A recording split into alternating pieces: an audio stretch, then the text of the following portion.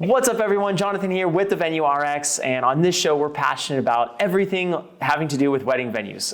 We are documenting what it takes to run a successful venue and what it takes to build, operate, manage, run the world's best wedding venues. And as we talk to venue owners and we talk to venue managers and we talk to people in this space, it's been really fun and really exciting to learn a lot of the different things that are really important and really key in terms of pricing, in terms of kind of the life cycle of a venue, in terms of operations, hiring, the team you need, the financing, everything that goes into it. And so today we are going to be talking to someone who has incredible experience managing.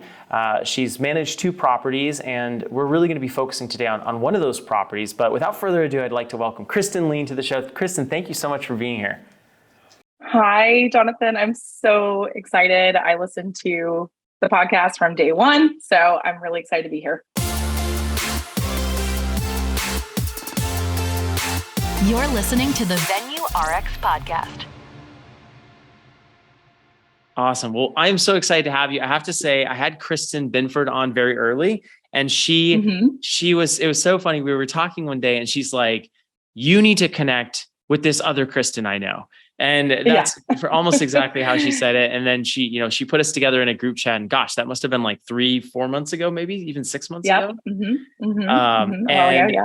it's crazy. Like, finally we were able to get you on. I hope we get to have you on again. But today we're going to be focusing on just talking about your experience managing venues. And I'm passionate about origin stories. Like, I just love hearing what was the process that got you here? So what is that process? Where did you start? Were you always in hospitality or in the events industry? And what was the progression that led you from whatever you did, to managing these venues?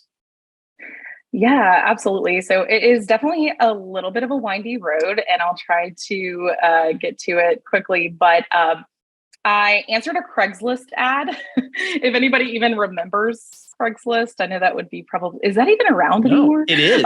It's totally still around, actually. Yeah, it's totally still around. Okay. So, and it wasn't for a wedding venue. It was actually for a photo video DJ production company, and a guy that David, that I'm still actually good friends with, and he had this startup company in Durham, North Carolina, and I absolutely hated my job. I was in insurance sales, and he said, "Hey, I need a really good salesperson." And I thought, "Hey, instead of selling boring insurance, I'm going to sell weddings. Weddings sound way more fun to talk about all day than, life insurance and health insurance and car insurance." So, my boyfriend at the time, now husband, thought I was crazy, but knew I was miserable. And he thought, weddings sound like fun. So go ahead. And we took that business, we grew that really quickly. And we went from, 60, 70 weddings the first year to doing 300 weddings within probably 2.5 years. We had an office in Durham and in Richmond, and we were doing, bridal shows. That was kind of our main method of marketing. And with that, I got to see venues across the South, from South Carolina up to DC. And I met a venue owner in our area that offered me a job to be a sales manager and to start managing his venue. And that's how I got in, and been doing that for about 10 years, a little over 10 years now. The venue that I'm at currently, I've been at for 5 years, and we are opening our second venue in 5 weeks. I love that. That's super exciting.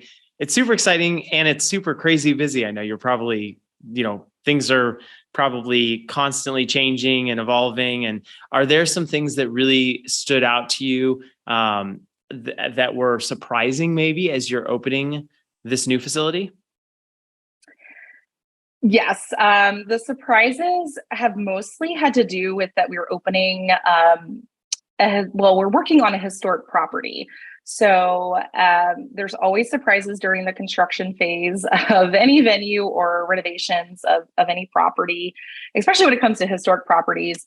So we very much have to be on a timeline that is dependent upon the city. And there's just things that we just don't know that we don't know. So waiting on permits, waiting on approvals for certain signage. I'm always jealous of other venue owners that say, "Oh, I want my sign to look this way," or "I want to paint this door this color," and they can just do that. They can go to Home Depot and just paint the door. We can't do that. So we have to wait on approvals. That can take weeks, sometimes months. So we had put forth a timeline of about 12 months. And I know that probably sounds really short, but this was a property that we had already built out because it was a restaurant that we ran and owned. And we opened that restaurant in October of 2019, which is the worst time ever in the history of the world to open a restaurant. Oh, that's rough. Yeah, it was really great. We had a celebrity chef. He had been on Top Chef for 4 seasons, and I believe also on Chopped. So, the restaurant took off, and we had 100+ reservations a night. And we were making money, which is unheard of within the first 3 months of opening the doors of the restaurant. But COVID killed us, and the owner. So our owner actually lives in California. Okay. And myself and our general manager run the properties. So we have 2 venues, and then we have 40 rental properties with tenants, and we have the restaurant. So he just called me up and said, "Everybody's furloughed except for you, and we're going to figure this out." And as we know, it was 2 weeks turned into, this 2-year slog. And so about this time last year, he did, ask me and the GM, what would you like to do with this space? It just sat there for almost 2 years. The restaurant space, it was beautiful inside. We had paid a very well-known architect to complete the indoor portion of the architect. We hadn't finished the outdoor section. That was to be done in the spring after the restaurant opened. So he said, "Do you want to open the restaurant back up?" We said a resounding no. But we said, we're really good at venues. We obviously have a very successful venue. Let's just open a sister venue. It's a smaller space. We already know that there's a market for rehearsal dinners that we can cross-sell. We already know that there's a market for smaller weddings, because at that time, we were getting a lot of those inquiries, and we continue to. I would say one of those surprises has also been that we thought at the time, and maybe many venue owners did, that, COVID is going to change the wedding industry forever, and people are going to have smaller weddings. And no, that's not the case. People immediately wanted to go back to having big weddings, which is great for our big venue. Our smaller venue is still going to be focused on, smaller weddings, but also those like rehearsal dinner type events, corporate events. So the surprises have been interesting, but for the most part, it's gone fairly smoothly. Mm-hmm. And our 12-month timeline is coming right up, and we're going to open up, and it's going to be great. That's exciting. And that is such a wild story of the process. And like, it went from a restaurant, terrible timing, like you said, but really interesting to see like how successful it was. Even so many businesses that were really successful did get shut down.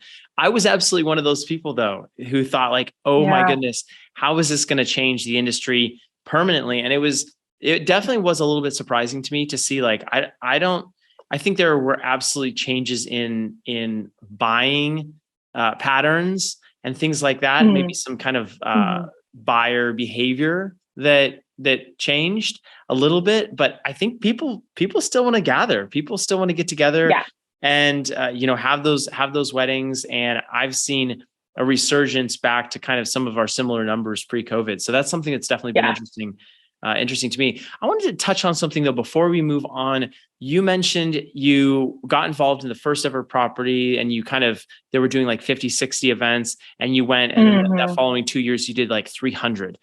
Such a big jump. What do you attribute that to? Oh yeah. So, well, that company was doing photography, video, DJ services. So we were going around to different properties. It was a production company.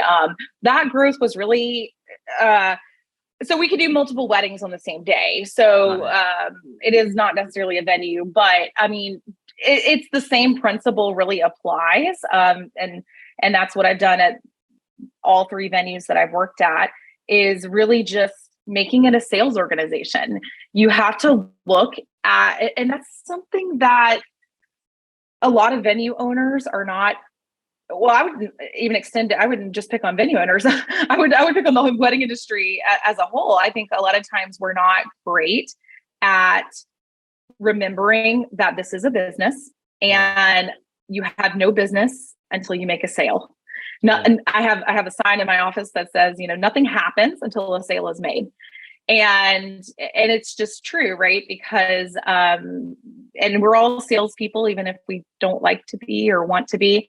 And that's why that first business owner who got me into the wedding industry said, I just need a salesperson. He didn't ask me if I had any interest in weddings. Mm-hmm. He didn't ask me if I knew anything about weddings. I do have, I have a master's degree in religious studies. He didn't care about that. There's some relatable information in there. Like I do happen to know what happens at a Jewish wedding and a Muslim wedding and a Hindu wedding. I mean, that can be useful sometimes, but he really didn't care about that. He just cared about my personality and my sales skills. Mm-hmm. And he did have really great sales skills as well, and a really great drive and passion for, the marketing side of the business. And that's how we just exploded it. And then I just applied that to each of the venues that I started as their sales director. And I will say that each of the three venues that I have worked at, and they told me when they hired me that they had never had a sales director before, that it had always just been the owner, being owner and operator, and that they had felt that they had hit a wall, that they could open their doors and get the 40, 50 low hanging fruit, events booked. But it took skill. It took, something else to get those other dates filled. And that's where, applying that sales organization mentality really, really comes in. So I want to hone in on that for the rest of the time that we have together, the 15 minutes or so, 20 minutes or so that we have together, because I think you're totally spot on. And I know we even struggle with that, in our organization.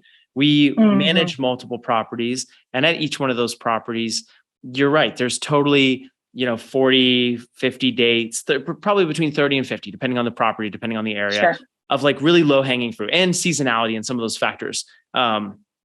But now we're focusing on some of that other stuff. And I just talked with Sam Jacobson from ID Action, and really interesting stuff that he was talking about the shoulder dates and some pricing strategies and some of those different things. So what's your take on that? Like, what's the difference, and what are you doing practically that is setting you apart? Like, if you get involved in an organization, if you're managing a venue, what are you doing? What systems are you changing or adding that the old team with maybe just one sales manager who wasn't really, strategic? What is that? What goes into that, making that successful? Yeah. That is a good question with not an easy answer. And the reason is because every property is different. And I love Sam's podcast as well. I listen to that quite a bit. And I think that he's right. The shoulder seasons are critical, but I think that it's how you lead with that. For example, even yesterday, my team and I sat down and we looked at what we have booked for next year. We right off the bat already have our 45 weddings booked, that are that low hanging fruit. So how are we going to strategize and book the rest? What are we going to charge for that? We do a lot of corporate events. So we are lucky in the fact that, and every wedding venue I speak to, we'd love to do corporate. How can we do corporate? That's Everyone wants to do for corporate. Another day. I would say we're about 50-50. We do about 100 to 120 events a year. And About 60 to 70 of those are weddings and the rest are corporate. Do you, real quick on that, Mm-hmm. do you feel like, what is the relationship between weddings and corporate events? Do you feel like weddings feed the awareness that brings in corporate events? Or do you feel like when you talk about corporate events, it kind of feeds you into getting exposure to a new market that then books weddings? What do you see the relationship is? I don't think there's much of a relationship there, honestly. And I think that for the vast majority of venues, they're not going to like this answer, which is there's probably not enough marketing dollars in the world to bring a solid corporate flow of business to your venue unless you are in a certain location. It's all about location for corporate. Currently, I mean, maybe that will change in the future. Maybe we'll go, back to like retreat style. And I'm sure I do know a few venues that have more of a retreat style venue, and that does work well for them for corporate. There's a couple of those in North Carolina that do work well. But if you're not a hotel or next to a hotel or within walking distance from a hotel, like we're a 5-minute walk to a Sheraton, a Marriott, and a Residence Inn, and 5 or 6 other hotels, it's going to be hard to get the corporate business because we are usually an offshoot event from something that's going on at a convention center or a hotel. And we're in a busy downtown. We're in a capital city, so location is really critical, or amenities. If you have bedrooms on site, if you are full service, if you have overnight accommodations, all of that, then yeah, you can do corporate. If you are just a venue with, not necessarily just because that doesn't sound good, but if you're a venue, and primarily a wedding venue that has a rental and maybe you do beverage, maybe not, it's going to be very hard for corporate to come in. We are a full service venue with food, beverage, the whole thing. And that's what corporate wants. They want this to be very, very easy. They don't care about customization like a wedding would. So they just care about simplicity. What's the package? What's the bottom line? It's a very different sales cycle, a very different sales process. So it's a different animal, and we could do a whole different topic about that. But we will have to come back to that for sure. And that was an absolute sidetrack, but I am curious about that because I think that is kind of a fantasy. I think that lives in fantasy land for a lot of venue owners. It's like, we are going to pick up all of this corporate business. And it's like, well, like you said, location plays into it in so many things. So we'll come back to that later. Yeah. So then talk to me, let's go back and talk about, are there things that you're changing or things you're adding when you get into a sales organization and you're trying to make that difference and get out of booking just those like 45, 50 dates that are relatively low hanging fruit? Yeah. Well, most of the time, the first thing is branding. That's huge. Marketing and branding, and really kind of putting that best foot forward with the website. I think that is huge. I will tell you, and I guess this is a little bit of a pat on the back for ourselves, but I have couples every day tell us that our website is the best or one of the best they've seen. And it's because that they have so much, we give them a lot of information. We make it easy. We walk them step by step because they have no idea what they're doing. They have absolutely no clue what they're doing. And I've spent a lot of time just developing that and kind of guiding them. And so we shift the mindset, right? That we're here to guide them. We also sell from a place of abundance. I think that's something I talk with my sales team about a lot. That we have these dates and they're gonna sell, and we have to find the right client for that, and we are the right venue for somebody out there. So it's a mindset shift, it's a branding shift. It's also being willing to speak with people one-on-one. I think sometimes we want to just automate everything, and we can be kind of over automated. I tell my salespeople that, oh, well, I'm not hearing back from this person. Well, did you pick up the phone? Like, they just kind of get quiet and look at me. And, a lot of times they're scared of the phone and they think other people are scared of the phone, but I'll have couples tell us all the time, you're the first person that called me, and that's huge. So it's just breaking down some of those mindset barriers first. of how we're putting ourselves out there. And then when we're looking at the pricing model, what's going on in your area? Because I will tell you, this has majorly shifted and surprised us throughout COVID. In our area, we used to sell Fridays, at least 50 to 60% of our Fridays would be sold. We're down to like 10, 20% of Fridays being sold. Wow. A lot of that has to do is that our market's being flooded with new venues opening. Okay. And so why would the couples book a Friday when they can go get a Saturday? You could say, well, they're going to fall in love with your venue and so forth and so on. And that's true, but there's a lot of other things in our market. We're very close to a lot of schools, a lot of colleges. So all of that is really market dependent. I talk to venue owners that they sell a lot of weekdays. We maybe sell one weekday a wedding in a year, so our pricing is very different. We've raised our pricing quite a bit, and all the venues around us have, because in order for them to be profitable, if they're only going to book 40 to 50 Saturdays a year, they've got to charge premium, for that. We're also in an area where it rains a lot and the weather is wild. We're in central North Carolina, so we get a lot of, there's a hurricane in Florida that just went through, and I hope everybody's okay down there. I've reached out to a couple of venue owners that I know, and they're safe so far. But,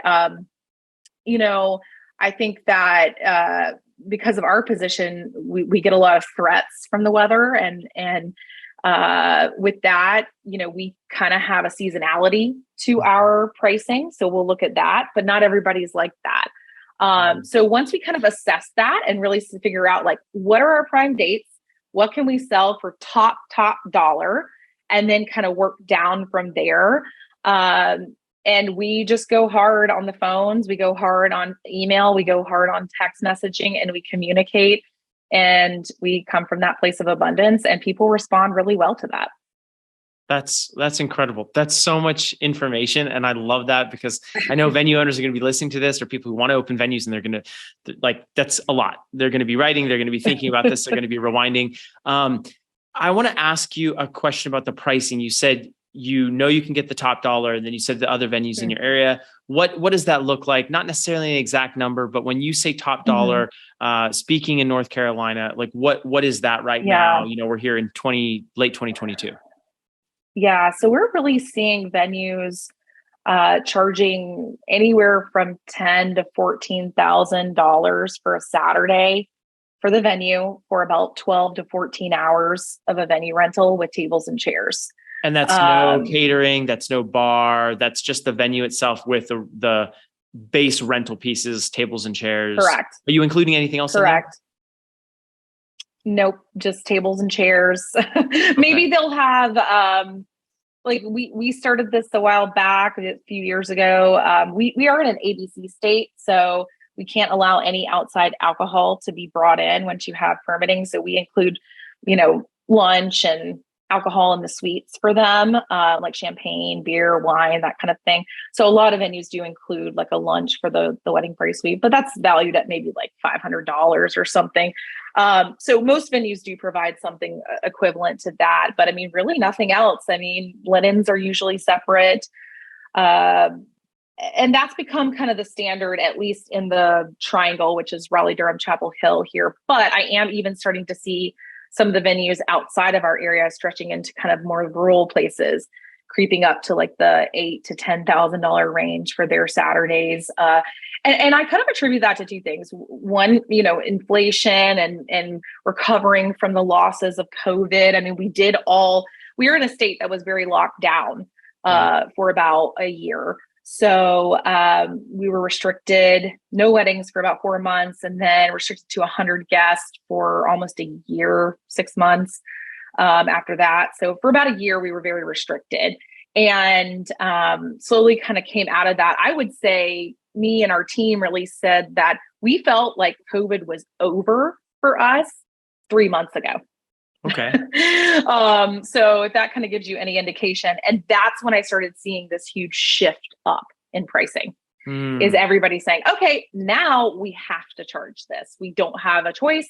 We have to make up our losses, because also these venues are making repairs. They're paying for staff. Our staffing charges are outrageous right now. Our labor costs have gone through the roof. Some venues, don't have much in the way of labor, but everybody has, some labor. But we have full service, so we have a lot of labor, and a historic property needs a lot of maintenance. But anyway, so yeah, I do feel like everybody's kind of in that, all boats rise with the tide. I see my neighbor raising prices. We kind of feel like we need to as well. So that's becoming pretty common in this market. And then as far as food and beverage goes, that's rising quite a bit too. So I see people spending, at least $100 per person and up for food and beverage. Wow. In this market. So yeah, Wow. It's pretty costly.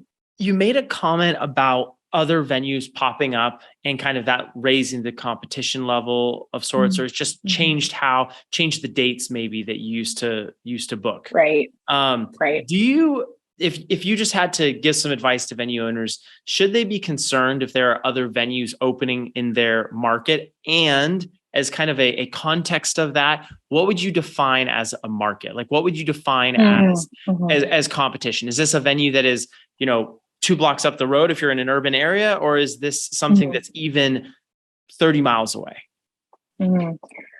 Gosh, that's such a good question.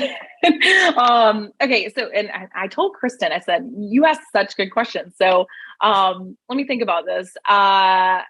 Okay. So the market, this has changed really, right? Because if you had asked me this 5-6 years ago, I would have said, if they're more than 20, 30 miles away from you, they're not in your market. If you're a ballroom and they're a barn, they're in your kind of extended market, right?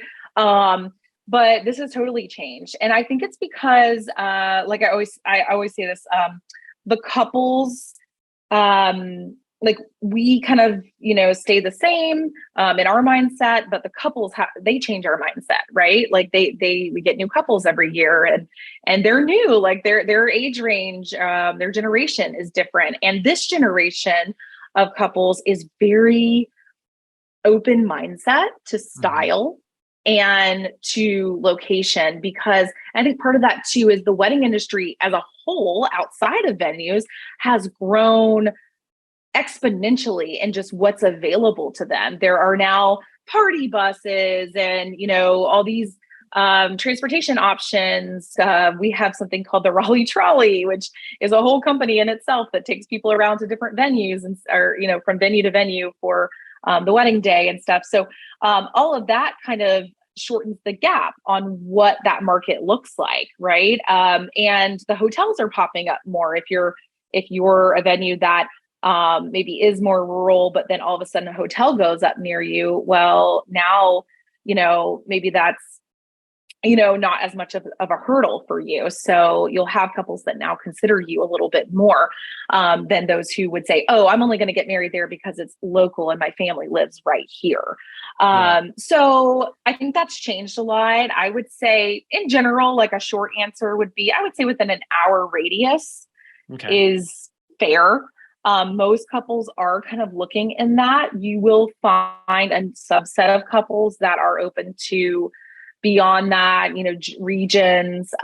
When you really start talking to them though, a general area of about, an hour or so radius typically makes sense. But I will say they're very open to different styles. They will look at us, which is a historic, more kind of industrial space. And they'll also be looking at ballrooms and country clubs and barns. And that is a very big shift to me that's happened than 10 years ago. Yeah. That's wild. Yeah. That's really surprising to me too. You'd think that someone would just be really focused on, okay, I want a big oak tree, or I want a water feature, or I want, kind of something that they're looking for. But you're probably right. Like the more information now, the more choices. Now people are a little bit more open-minded. That makes a lot of sense. Awesome. Well, Kristen, we could keep going on, and we're just planning on having you come back on the show already. And I really want to unpack more of the topics. I want to talk more about pricing and kind of some of the sales stuff and things like that. But I want to wrap up today with a question about team. And, if you are managing just one venue, let's say you're, starting a venue from scratch, who are you hiring first? What are your first maybe two hires that you will, like, if you were going to go out right now and buy a venue, you're like, I'm going to already start searching for these two team members. Yeah. Who are you looking at? Yeah. Sales, number one, because again, and that's really what I had to do opening the Grove, is replace myself as the salesperson. So taking on this, project management role of opening another property and still kind of managing our main property, it's okay, who's going to do the sales? We can't lose sales at Market Hall, and we can't not have sales moving forward at our new property. That does differ. I mean, you might, depending on if you have a construction loan, depending on what your financing looks like. I do know of some venues that have opened with no pre-sales. I think that that's a disservice to yourself, regardless of what your financials look like, because you will be kind of sitting there for a while before you have your first event. But I do know some people that are okay with that. But I think sales is number one, because it should be a dynamic person that you're adding to your team. That's really a brand ambassador, right? Even if they're not doing tours, dusty boot tours, or, construction hard hat tours, or however you want to call them. They are building your brand. They are putting out the website. They're updating your social. They're doing things that you're just not going to want to be doing, or maybe you do want to do it, but you just can't be focused on while you're worried about permits, and you're worried about what's going on at the bank, and all of these other things. So that's what I would do. And then again, nothing happens until a sale is made. So you're trying to create a minimum viable product just to get out to the market. And they're trying to say hey, who's going to bite at this? Right. We did that with the Grove. I would just take everybody who came and toured at Market Hall and say, hey, would you like to come see this property too? Maybe I thought they weren't a good fit, or they even told me I think the space is too big, or too this or too that. We've got this space over here. It's not open yet, but I can give you a sneak peek. And we sold 20 events without a website, without any marketing materials, fully prepared. I just had a sales page, just to get started. And then we're like, okay, this is our minimum viable product. We know people are interested in it. Hire my salesperson. She starts to run with it, and then it's operations. So that would be your second hire, So second hire is operations. Your first hire focused on sales, second hire operations. Yeah. That makes sense too, because the wedding typically won't happen until after the sale's made, right? Obviously, quite a bit. So, okay, cool. And this operations person, are they running the day of the wedding, or are they doing admin tasks or behind the scenes stuff? Or what do you see the role of that operations person do? Are they setting up tables and chairs? What is that role? Yeah.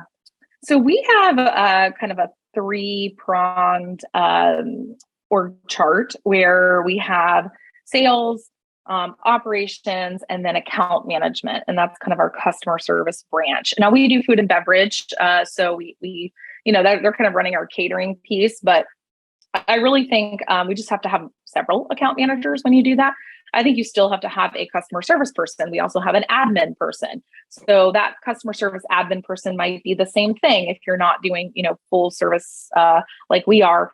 But you got to have that person that's picking up the phone when, mom is upset or bride has a question, because that's just, keeping things mellow, keeping things stable and solid in your business and your brand. The operations person is your boots on the ground. That's the person that is, physically setting up your tables and chairs, unclogging toilets, changing light bulbs, setting up, prepping the venue for the day. You want to come into a clean space, and maybe there was a contractor in there that left a huge mess. We have that quite a bit, even in our space today. There's contractors there right now doing things, and then we're going to get tours tomorrow. So we have to have our operations team come in and be prepared for sales to go in and do tours, because it's just too many hats to wear, and you're going to get overwhelmed, with that. Because even in the early days, after you open your venue and you're like, okay, we're open for business, you're never going to be done. This is an ongoing. I mean, we're still doing things 13 years in to Market Hall. I have a huge project I'm working on, redoing our bridal suite, right now. I just redid the groom suite, and it's just constant, it's a constant art project. I hear people describe it as that. And it is, and it should be, right? Because you should always be following those trends and getting better and better and better. And that's how you stay ahead of that competition that's opening up down the street. So your question about should you be worried about that? A little bit, yeah, because they're going to be the new shiny object. But I don't think you should be overly worried, because I think that will just put you in a place where the sales don't flow. Mm-hmm. So don't get stuck in your head about that, but continue to improve, continue to get better, totally. And you'll be okay. Well, and it's that abundance you were talking about, right? It's that abundance mindset. And when you sell from that position, the energy is so much different, and that's conveyed to the couples 100%. Yeah. Kristen, thank you so much for coming on the show. I really appreciate it. I'm looking forward already to next time. If people want to connect with you, they want to check out Market Hall, they want to check out the Grove as it opens here in a couple of weeks. Yeah. Where should they be headed, either for you personally or one of these venues? Yeah. You can email me at Kristin@citymarketraleigh.com. You can follow, so City Market Raleigh is our full property. But then we have historicmarkethall.com and the Grove at citymarket.com. Lots of markets and cities. I'll put all the links to you so you can check it out. But it's great. We have the 3 kind of businesses that we're running, and we're really excited to get this new one off the ground. Very cool. Congratulations on that. We'll have you back on the podcast very soon. We've got a lot of other things to talk about as well, and stuff you're working on. So yeah, and everyone who's listening, watching online on YouTube, thank you so much for joining us. Kristin, again, I appreciate your time, and see you all in the next episode.